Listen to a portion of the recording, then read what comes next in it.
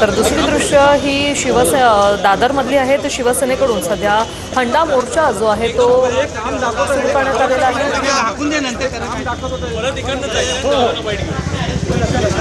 जोपर्यंत पाणी नाही तोपर्यंत संघर्ष थांबणार नाही असे फलक हाती घेऊन ठाकरे गटाकडून हे आंदोलन जे आहे ते पुकारण्यात आलेले आहे. हाती वेगवेगळे फलक घेऊन शिवसेना भवनासमोर सध्या हे आंदोलन सुरू करण्यात आलेलं आहे.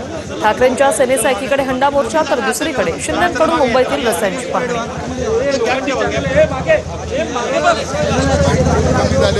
काही ठिकाणी पाणी सुद्धा येत नाही.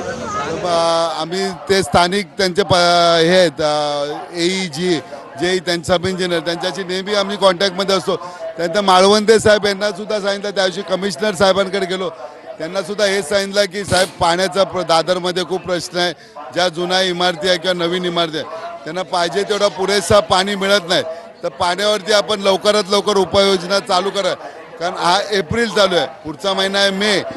एप्रिल महिन्यामध्ये ही हालत असेल तर मे मध्ये लोकांना पाणी काही ठिकाणी आम्हाला टँकर लावावे लागतात.